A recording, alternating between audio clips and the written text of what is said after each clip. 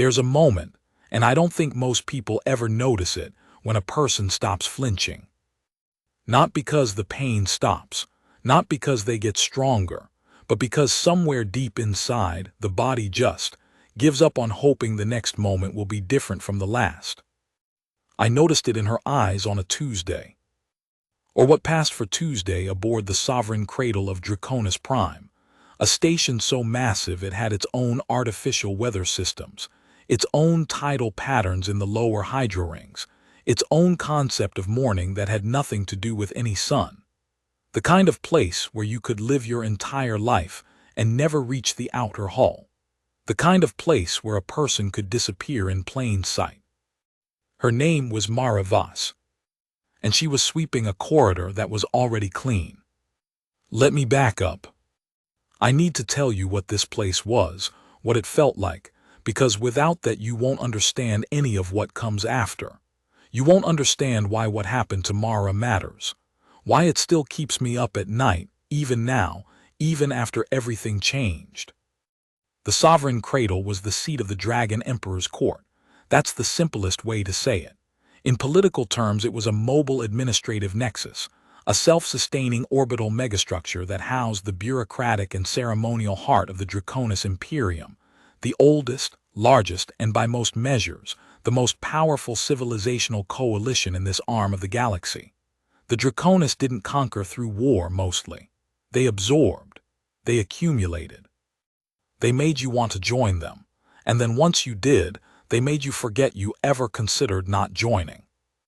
Humanity had joined 11 years ago, or rather, humanity had been invited to join, after the Draconis diplomatic consortium made it mathematically clear that the alternative was a kind of polite, gradual, completely undeniable irrelevance. We weren't conquered. We were enrolled. The difference mattered to some people back on Earth. It mattered less the further you got from Earth. I was a cultural liaison embedded within the court's administrative tier, basically a middleman, a translator not just of language but of meaning, of gesture, of intention. I was there because someone in the Draconis hierarchy had decided that having a few humans around to explain other humans was more efficient than dealing with the misunderstandings directly. My official title was Interspecies Integration Specialist, Tier 2. My unofficial title, the one the Draconis junior staff used behind my back, was something that translated roughly as the interpreter of the soft ones. I didn't mind, I'd heard worse. The Sovereign Cradle was divided into tiers.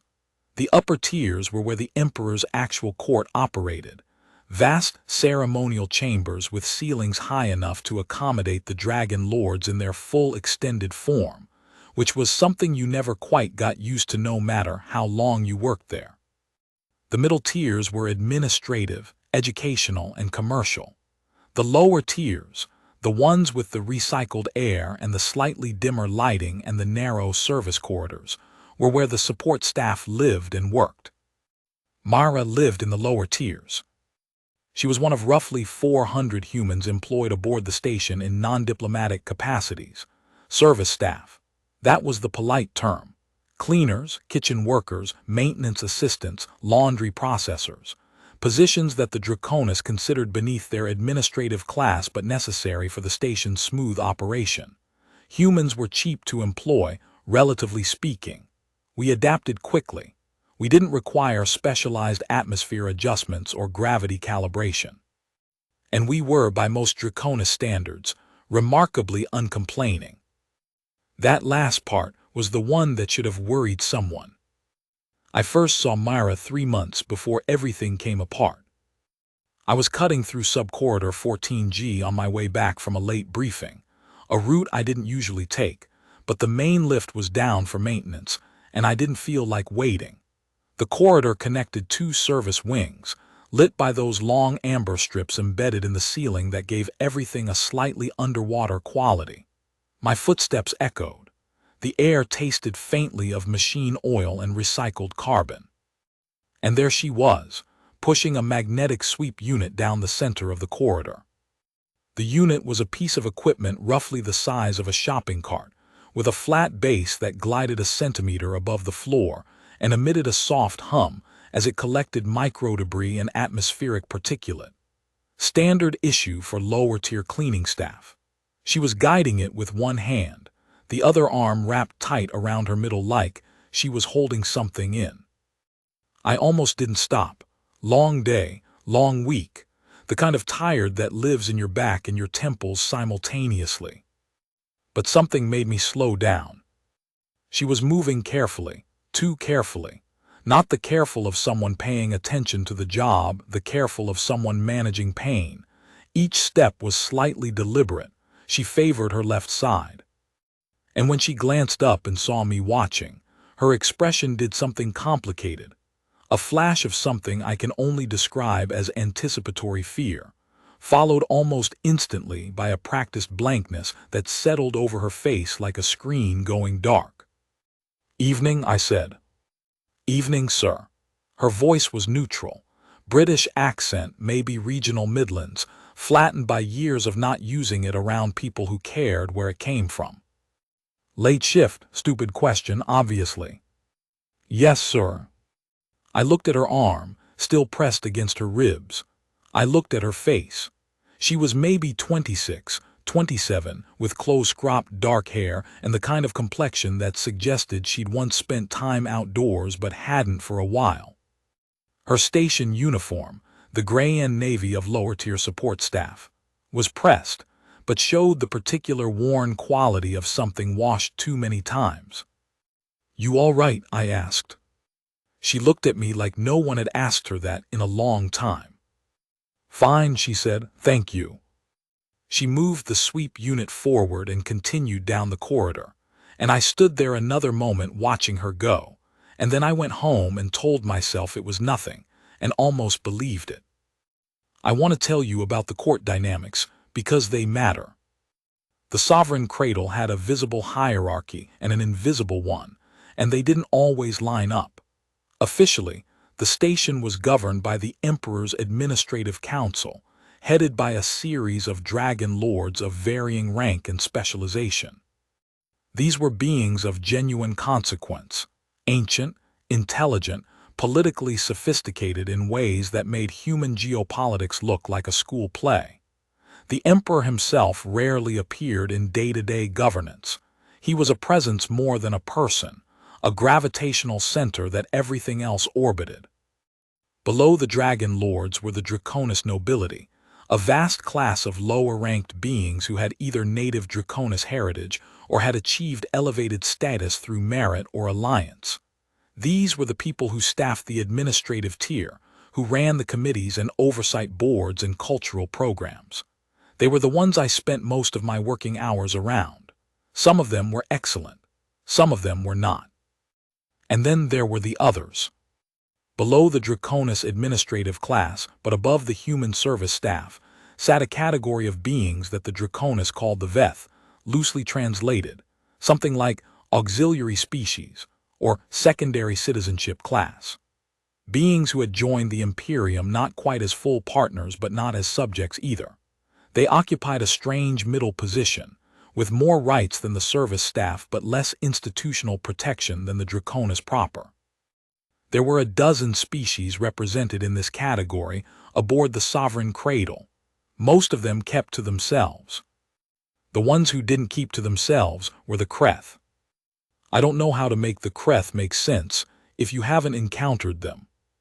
Physically, they were bipedal, roughly human-sized, with a bony cranial ridge that ran front to back across their heads, and eyes set at a slight angle that gave them a peripheral vision advantage they were not subtle about using. They operated in social units they called cadres, groups of 4 to 8 individuals who functioned almost like a single organism in terms of decision-making and mutual loyalty. They were intensely hierarchical within their cadres and intensely competitive between them. In the Draconis court, they occupied clerical and logistical support roles, which put them in constant daily contact with the human service staff. And they had decided, collectively and seemingly very deliberately, that humans were the lowest possible tier of anything. Not officially. Nothing about it was official. The draconian anti-discrimination protocols were real and reasonably detailed. But there's a difference between what's written and what happens in a sub-corridor at 200 station time when no one who matters is watching. I learned this slowly, and then all at once. It was my colleague Davin who first said something out loud about it. Davin was a draconian national, born on the third moon of the Cradle system, technically part of the court's Cultural Affairs Department, and in practice, one of the few people aboard the station who I trusted entirely. He had a compact, scaled form in a deep green that shifted slightly under different lighting, and a manner of speaking that was always 3 beats slower than you expected, like he was checking each sentence before he released it. We were eating lunch in the mid-tier commissary, a privilege of our administrative status, and Davin was quiet for longer than usual before he said, "Have you noticed the Kreth behavior in subsector 14? I had eaten 2 bites of something grain-based and mildly aromatic. In what sense? The human maintenance staff, the ones assigned to the secondary service corridors." He set down his utensil. "There have been 3 incident reports filed in the last 45 days from human staff claiming Kreth supervisory personnel have been using their administrative access to assign increased workloads, deny rest rotations, and," he paused, "deny sanitation access." I looked at him. "Sanitation access," I repeated. "The lower-tier rest facilities require an access card to enter. There have been reports of cards being remotely deactivated for human staff, not reprogrammed, deactivated, remotely, during shift hours." I put down my fork. "Has anyone filed a formal complaint with the Administrative Council?" 3 complaints were filed. 2 were categorized as interdepartmental scheduling disputes, and 1 was flagged for insufficient documentation. He said this in his measured way, but I'd known him long enough to hear what was underneath it, a kind of tired, precise fury. The human staff liaison, there's a position for that, technically, has been vacant for 8 months. Budget reallocation. We sat with that for a moment. "How bad is it?" I asked. He looked at me. "I think it has been building for a very long time," he said, "and no one with the authority to stop it has yet been paying attention." I started paying attention. I want to be honest about this part, about what it feels like to start noticing a thing you've been walking past. It's not comfortable. It's not like solving a puzzle. It's more like slowly coming into focus on something that was always there, and with each new detail, feeling the weight of all the time you spent not seeing it. I started using sub-corridor 14G more often. I rerouted my morning walks, my midday circuits. I didn't do it in an obvious way. I just became, gradually, more present in the spaces where the human service staff spent their working hours. What I saw was a system. Not chaotic cruelty, not random abuse. A system. The kind that develops when a power imbalance is allowed to exist long enough that people stop questioning it and start managing it. The Kreth supervisors, and there were 4 of them with regular contact with the human maintenance staff in subsector 14, had developed a pattern. They assigned the heaviest, most physically demanding cleaning cycles to the humans specifically. Veth staff from other species in the same work tier received standard rotations. Humans received whatever was left, plus whatever could be quietly rerouted under cover of urgent maintenance requests that somehow always generated during the shift hours when human staff were already at maximum capacity. They used the access card system, not to lock anyone out of the whole station, nothing so obvious, just the rest facilities, the break areas, the drinking water dispensers in the lower corridors, which required ID authentication as part of a hydration tracking protocol that made a kind of bureaucratic sense on paper, and a different kind of sense in practice when the people being denied access were consistently and only human. And they talked to the human staff in a way that I can only describe as engineered humiliation. Not loud, never loud, quiet, Consistent. The kind of language that removes a person from their own dignity so gradually they don't know it's happening until they've internalized it completely. Mara Voss had worked in Subsector 14 for 2 years. I found out more about her through the station's public personnel directory and through carefully worded conversations with other human staff members who were willing to talk to me. Which wasn't all of them, because trust, once broken often enough, doesn't necessarily extend to someone just because they share your species. Her name was Mara Voss, born in Coventry, United Kingdom, recruited into the Dracona station workforce at 19 through one of the Earth labor exchange programs that had sprung up after the Imperium integration, programs that promised competitive pay, cross-cultural experience, and career development opportunities in an interstellar context. She had signed a 3-year contract that had been renewed twice. She was 25. She had no family on Earth who expected to hear from her with any regularity.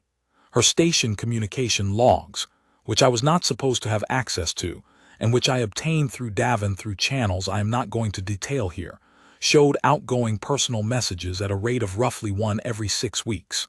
Incoming. Sporadic. She existed, in other words, in the particular kind of loneliness that isn't about being alone, but about being connected to nothing that could pull you out. She had filed one incident report. 14 months ago, it had been categorized as an interdepartmental scheduling dispute. She had not filed another. The night I actually understood what was happening to her, I was in the wrong place at the right time. It was 1:30 station time. I was in Subcorridor 14G. I'd been there late, reviewing personnel rotation documentation that Davin had quietly forwarded me. The kind of paperwork that reads like nothing until you understand what you're looking at, and then it reads like an indictment. I was sitting on one of the equipment benches built into the corridor wall, tablet in hand, when I heard voices from the connecting service anteroom around the corner. I didn't move. I should be honest about why. It wasn't bravery or strategy. It was that specific human stillness that comes from not being sure what you're walking into, and not yet having decided to walk into it. The voices were Kreth, 2 of them, maybe 3, and then one that was human. The Kreth language has a particular frequency when it's being used as a weapon. There's a sharpness to it, a clipped dismissiveness. Even before I fully processed the words, my body knew what I was hearing. I put my tablet down. I stood up. I walked around the corner.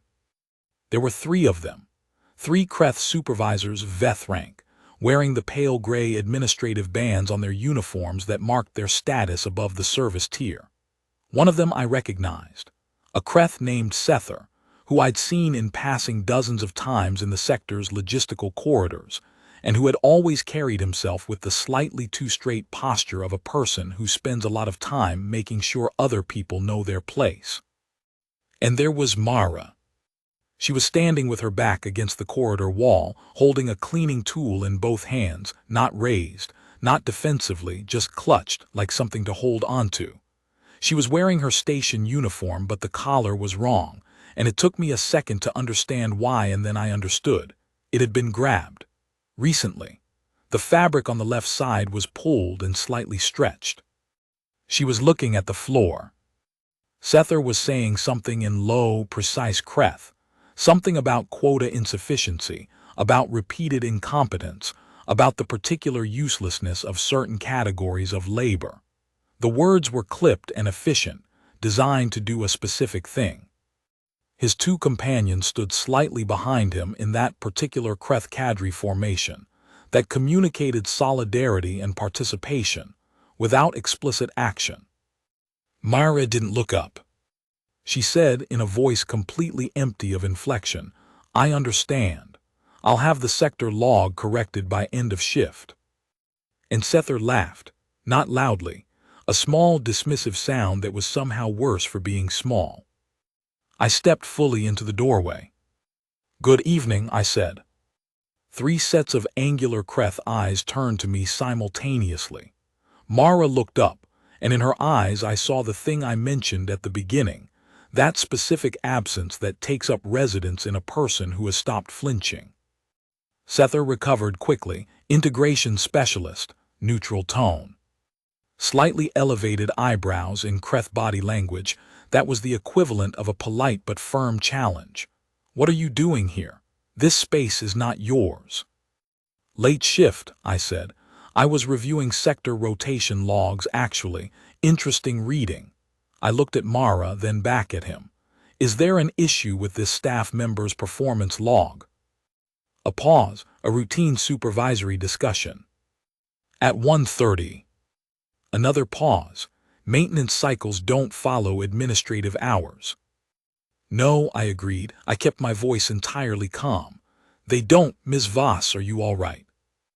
Her eyes went slightly wider just for a moment before the blankness reasserted itself. Fine, sir, thank you. Sether was watching me with an expression that had moved from surprise to something more careful. He knew I was an administrative tier personnel. He knew I had no direct authority over VETH supervisors. He was calculating, and I could see him calculating, what exactly I could do about this. The answer was, not much, not right now. I think the supervisory discussion is probably concluded for the evening, I said. Not a command. I didn't have the rank for commands, just a statement, an observation, the kind of thing that creates a record in a social sense even when it doesn't create one in a formal sense. Sether looked at me for a long moment. Then he said something quiet to his companions in Kreth, and the three of them walked past me and back into the corridor. Their footsteps were perfectly even, perfectly unhurried. They had nothing to fear from me, and they knew it. I waited until they were gone. Then I looked at Mara. She was still holding the cleaning tool with both hands. She had not moved from the wall. The particular stillness of her was the kind you develop when movement has sometimes made things worse. How long? I asked. She looked at me steadily. What? How long has it been like this? She pressed her lips together. I watched her decide, in real time, whether I was someone she could say anything real to or another version of the same system that had already failed her once. Long enough, she said finally. Mara. With respect, sir. Her voice was still quiet, but something had entered it. You just watched that and you still don't know what to say to me that would make a difference. So maybe don't say anything. Just, she exhaled. Thank you for coming in. That helped. She pushed off from the wall, picked up her sweep unit, and continued her shift. I stood in the anteroom for a while after she was gone. I went to Davin the next morning. I told him everything I'd seen. He listened without interrupting, which was characteristic of him, and when I finished, he was quiet for a specific length of time that I had learned meant he was organizing his response rather than thinking of it. You want to file a formal complaint, he said. I want to do whatever will actually work. He looked at me. Those are not the same thing. I know. He leaned back in his seat. The green of his scales under the office lighting was deep and muted, like something underwater. A formal complaint filed by an interspecies integration specialist will be received by the Administrative Oversight Committee. The committee has 3 Draconis members and 2 VETH representatives. One of the VETH representatives is a Kreth national. He let that sit for a moment. Under standard protocol, the complaint will be assessed. A preliminary inquiry will be opened. The supervisory staff in question will be notified of the inquiry, and then a 30-day window for corrective internal review will be provided before any formal action is taken. During which time, I said slowly, the people who were just reported will know they were reported and know who the humans were who could have reported them. Yes.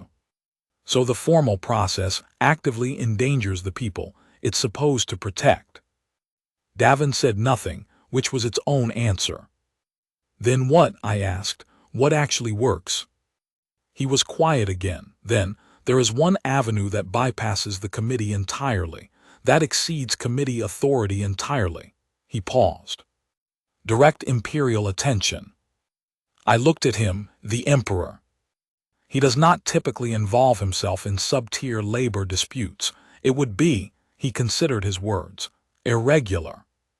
How do you get direct imperial attention? Davin looked at me with an expression I had seen on his face only twice before, both times when a situation had become larger than the available framework for handling it. You don't pursue it, he said carefully. You make the truth visible, in the right place, at the right time, to the right witness. That's not an answer. It's the only honest one I have right now. Over the next 3 weeks, I built a record. I want to describe this part carefully because it's the part that felt most real in some ways, not the dramatic moments, not what came later, but this, the painstaking, unglamorous work of documentation, of building a picture that couldn't be argued away, of turning invisible harm into something that existed on a page. I used every legitimate tool I had. Personnel rotation logs, the ones that showed human staff receiving 18 to 22% more physically intensive assignments than comparable non-human staff in the same work tier. Water dispenser access logs, the kind of low-level infrastructure data that no one considered sensitive because who would care about water dispenser logs, showing systematic patterns of access denial clustered around specific staff IDs. All human.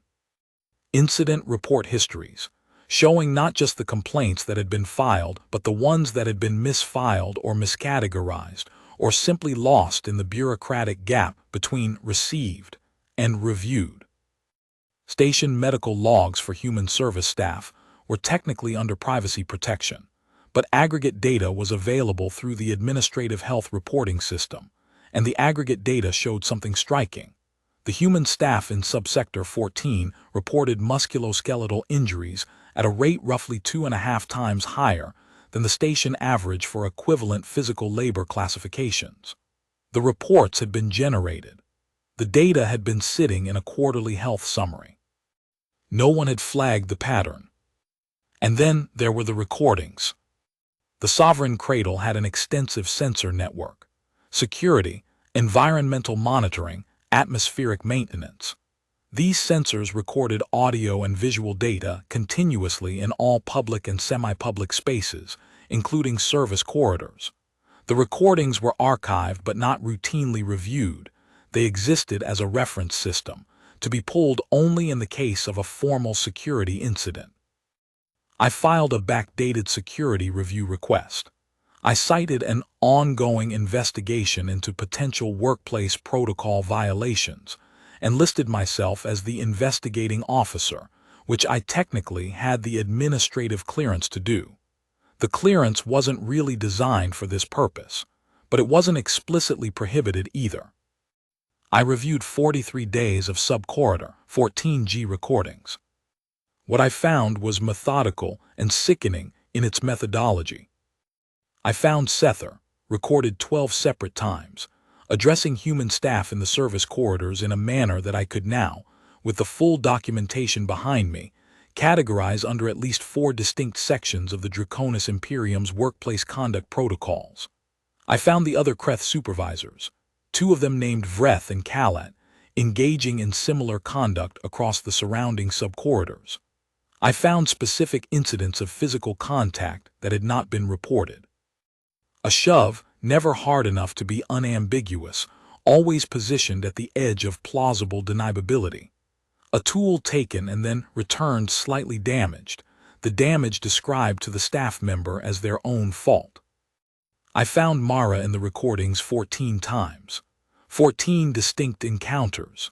In almost every one, she stood with her back to the wall, or her arm pressed to her ribs, or her face doing that particular thing, that particular practiced emptiness, that I had first noticed without understanding on a Tuesday in an amber-lit corridor. I built the file, section by section, citation by citation, hyperlinked to source material, cross-referenced, formatted according to the Draconis administrative documentation standard that Davin had quietly walked me through over 2 working evenings. It was, when finished, thorough enough that even a deliberately slow institutional process couldn't quietly lose it. But Davin was right. Filing it through the committee meant the 30-day window. Meant Sether knowing. Meant Mara and every other human staff member in that sector living 30 days under the knowledge that the people who had hurt them were aware they'd been reported and were still in the same corridors. I needed a different way in. The Dragon Emperor's court had a weekly open audience session. I didn't know this at first. It wasn't widely discussed among the administrative tier, partly because it was so rarely relevant and partly because the cultural assumption aboard the sovereign cradle was that the emperor's time was a resource so precious that approaching it directly, without layers of intermediary structure, was something only someone without social awareness would consider. But it was real. It existed in the court's founding charter, a provision from the original constitution of the Draconis Imperium stating that any person residing under imperial jurisdiction had the right, once per calendar cycle, to request a direct audience before the court's open session. The request had to be filed, had to contain a stated subject, had to pass a preliminary review by the court's secretary, not for approval, but for categorization. You couldn't be refused audience on grounds of content. You could only be rescheduled. I found this by spending 12 hours reading the Draconis Imperial Charter in its original form. I filed the request on a Friday morning. The stated subject was systemic mistreatment of human service staff aboard the Sovereign Cradle with documented evidence, requesting imperial review. The preliminary review was conducted by the court secretary, a very old Draconis being named Ethys who had held the position for longer than any human institution I could name had existed. Ethys reviewed my filing for 4 minutes and 18 seconds. I know this because the filing portal logged the duration, and then approved it for scheduling. The open audience was in 7 days. I told Mara. I found her in Subcorridor 14G on a Wednesday, which was her regular late shift in that section. I waited until she was well clear of any Kreth supervisory presence. I'd been watching the shift rotation logs with the particular attention of someone who has decided to be useful, even if he's not sure it'll work, and then I fell into step beside her. She glanced at me. She didn't stop walking. She kept guiding the sweep unit. I have 7 days, I said. 7 days for what? I filed for imperial audience, open court session. I have documentation, everything. Rotation logs, access logs, medical aggregate data, sensor recordings. I kept my voice low and level. I'm going to present it to the Emperor's court. The subject matter can't be refused. She was quiet for a long moment. The sweep unit hummed. Amber light slid along the corridor ceiling. And then, she said, and then it's on the record, in front of the highest authority on the station, with the full documentation attached. And you think that's going to, she stopped, not the sentence but her feet. She stopped walking. She looked at me properly for maybe the first time in the way that means you're seeing a person rather than their function. You think that's going to change anything? I think it has a chance of changing things, I said, which is more than a committee review gives us. She was looking at the floor again, not in the empty way but in the way of someone calculating something, running numbers internally. They'll know it was one of us, she said quietly. The people here, when it goes to court, they'll know someone talked. I gathered the evidence myself. Your names aren't in the filing. The incident reports are referenced by case number. I paused. I'm the complainant, not you. She looked up. Something in her face shifted, not a dramatic shift, not the movie's version. Just a very small movement, like a tightly held breath being very carefully let partway out. Why, she said. You don't, she stopped, started again. This isn't your job. No, I said, it's not. She looked at me for another long moment. The sweep unit's hum filled the space between us. 7 days, she said finally. 7 days. She nodded once and started walking again. The 6 days between filing and the audience were not quiet. On day 2, I received a scheduling modification request from the court secretary's office, indicating that my audience had been recommissioned to a later date pending administrative review of subject matter classification. I filed an immediate objection citing the charter provision, explicitly prohibiting refusal on content grounds. I included the relevant charter language, verbatim, with section citations. The scheduling modification was withdrawn within 6 hours. My original date was restored. On day 4, I received a visit in my office from Velthais, a senior VETH administrative coordinator, ranking well above me, who arrived without scheduling and sat across from my desk with the particular relaxed bearing of someone confident in their leverage. "The audience filing," Velthais said. "It's creating some internal discussion." "I imagine it is. There's a feeling," Velthais chose words carefully, "that certain matters of internal workforce management might be more productively addressed through existing departmental channels." "I used existing departmental channels," I said. "They produced a 14-month-old incident report filed under scheduling dispute." Velthais looked at me. "Integration specialist, I want to be very direct with you. This kind of action going around the established review framework, going directly to an open audience, it creates a certain impression about judgment, about professionalism, a pause, about future placement." I understood what was being said. "I appreciate the directness," I said. "I'll see you at the audience session." Velthais left.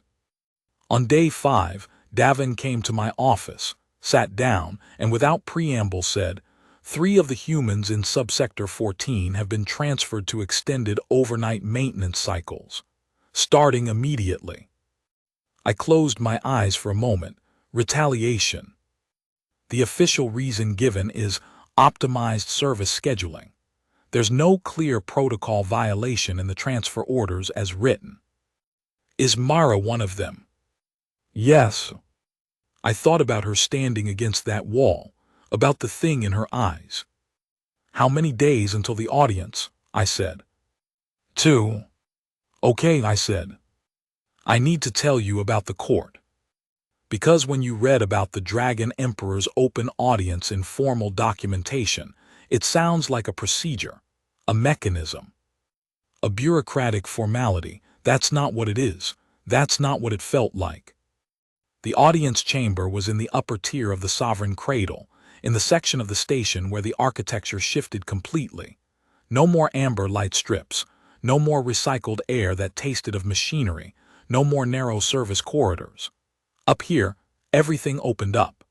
The ceilings were 40 meters high, vaulted in deep gold and obsidian, with bioluminescent panels that pulsed in slow, deep rhythms like something breathing.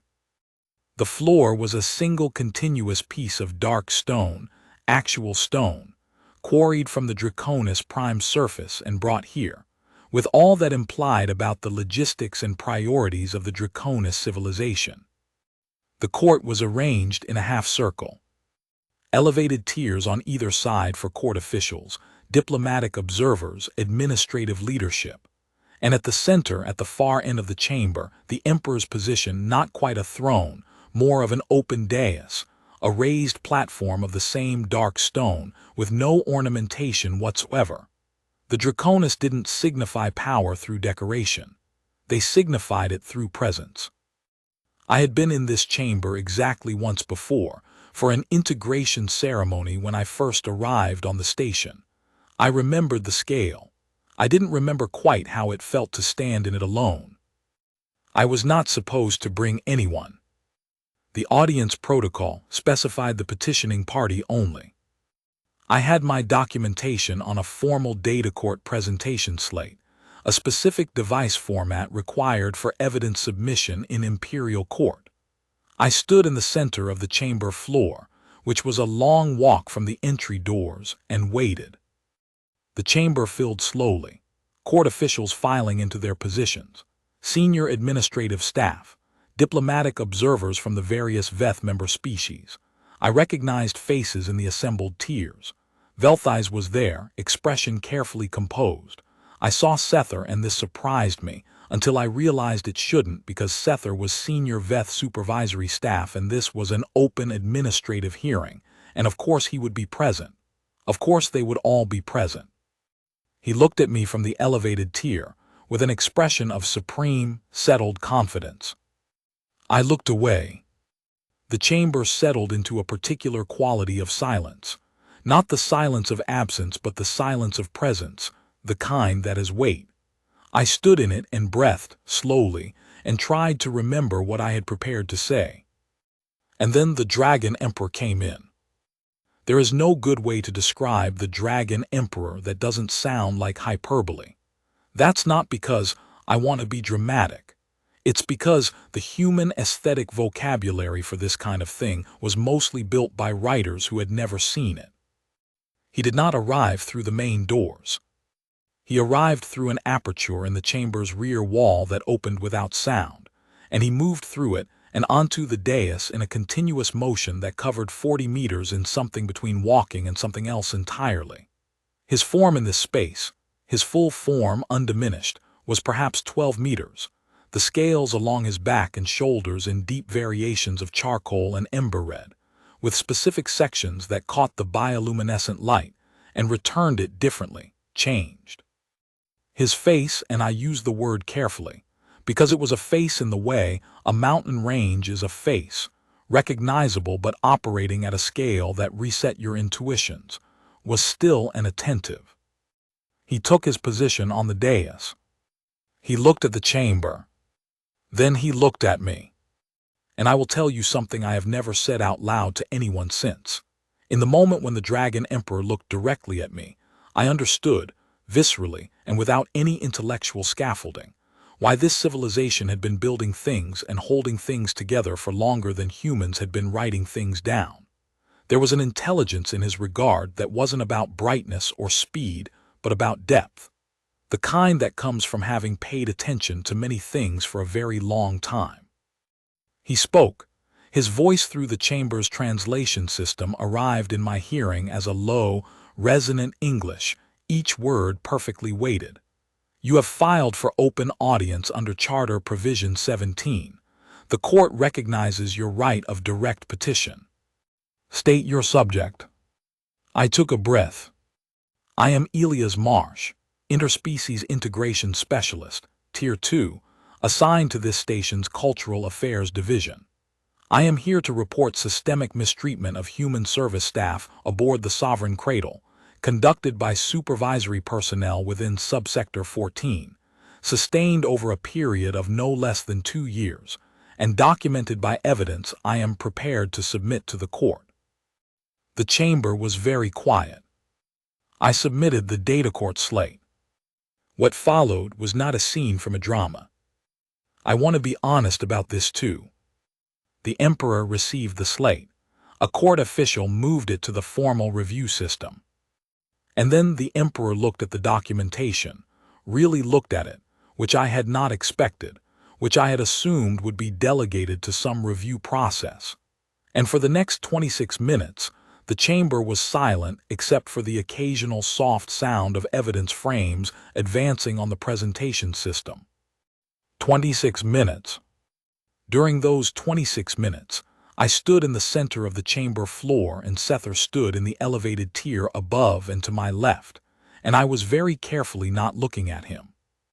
When the Emperor finished reviewing the documentation, he was quiet for a moment that felt longer than it was. Then he said, "This documentation covers the period of 43 days, with referenced incident records reaching back 14 months. Do you have reason to believe the conduct predates this documented period?" "Yes, Your Imperial Majesty. The incident report filed 14 months ago suggests the pattern was established well before the documented censor recording period. The pattern in the logs, as presented, shows no evidence of being newly initiated behavior. The systematic nature of the access denial and assignment loading suggests practiced, normalized procedure rather than recent escalation. Another pause. You access the sensor archive through a security review request. Yes. The review clearance you used was not specifically authorized for workplace investigation purposes. There it was. The clearance is Administrative Tier General Review Clearance. I reviewed the station's access protocol documentation before proceeding. There is no explicit prohibition on its use for workplace investigation. There is also no established explicit authorization, because the protocol documents appear not to have anticipated this use case. I kept my voice level. I can accept any procedural consequences from using that access if the court determines it was improper. That determination doesn't change what the recordings show. Something moved in the Emperor's expression, not much, and I wouldn't have trusted myself to name it. He looked at the elevated tier, at Sether.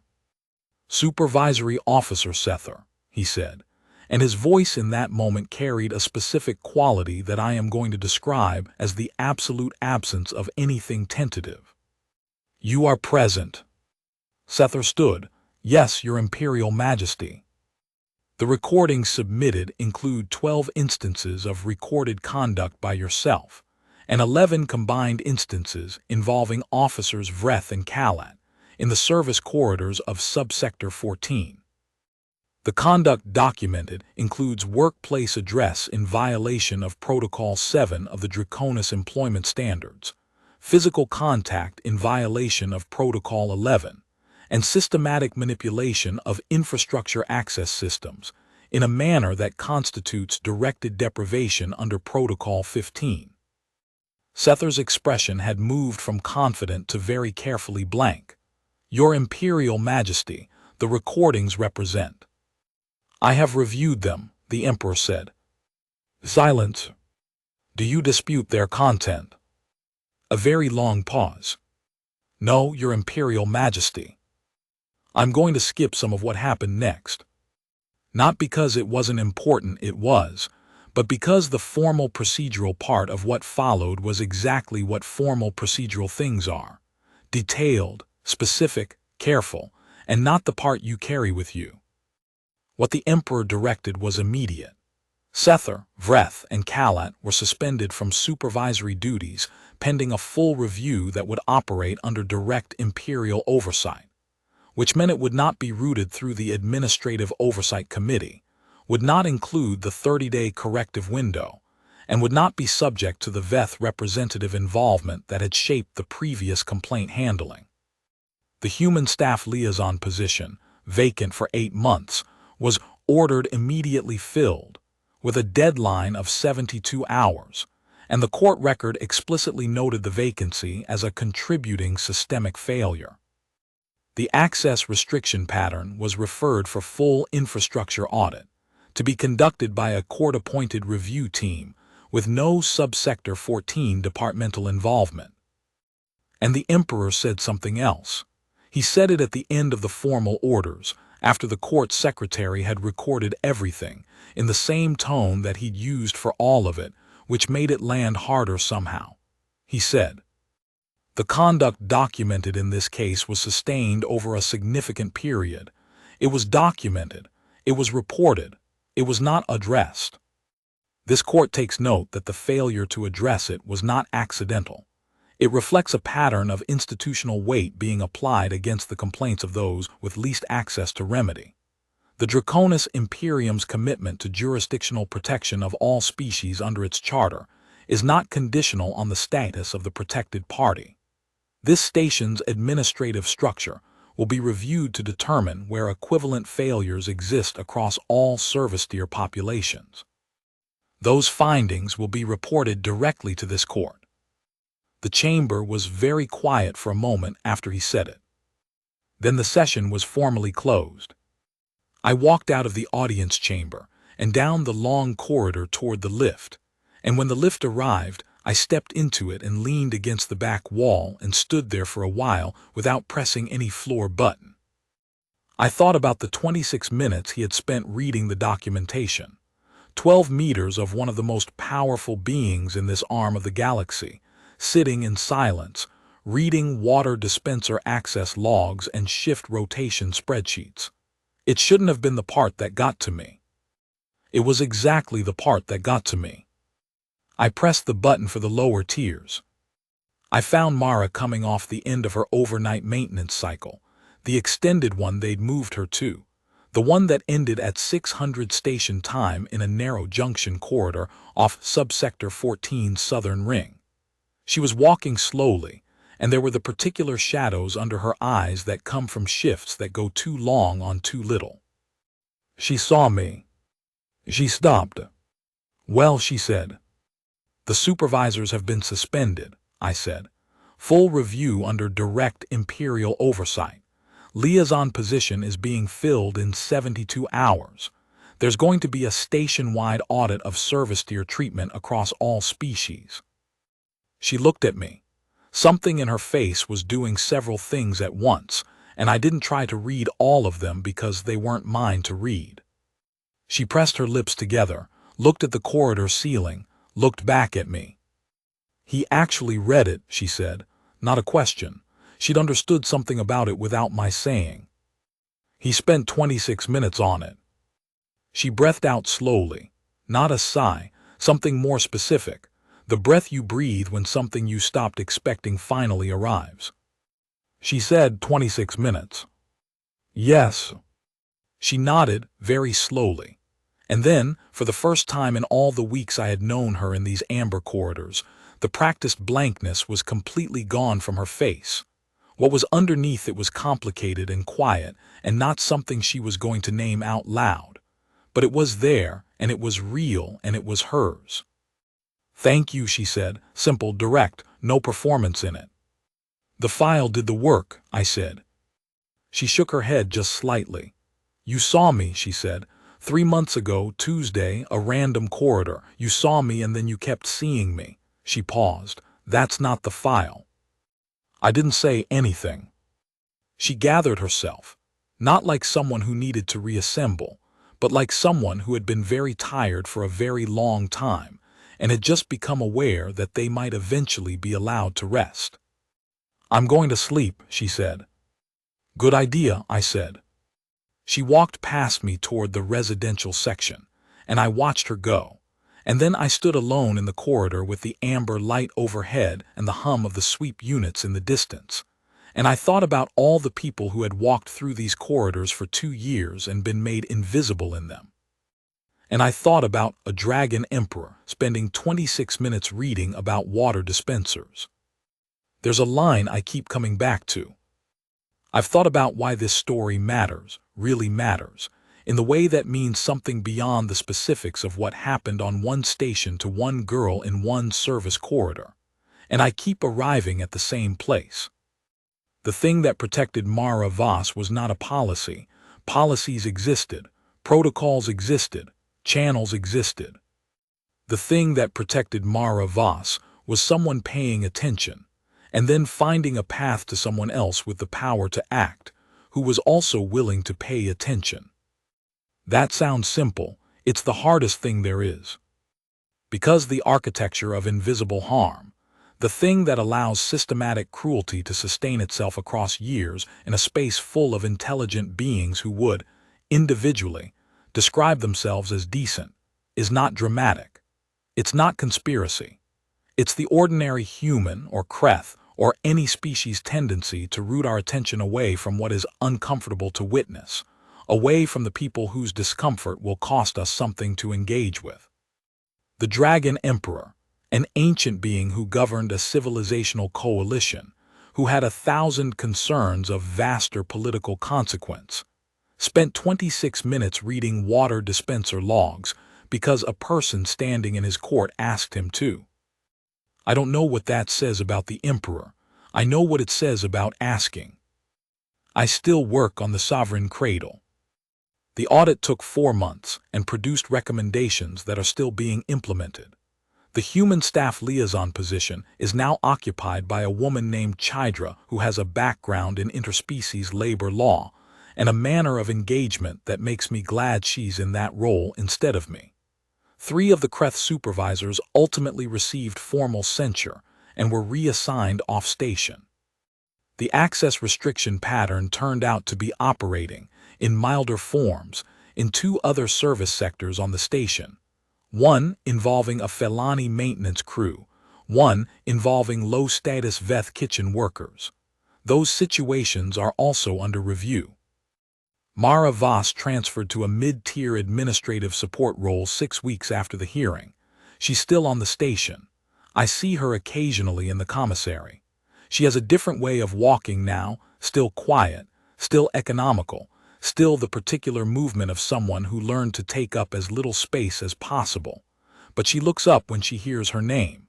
She doesn't press her arm against her ribs anymore. These things happen slowly, the returning of a person to themselves.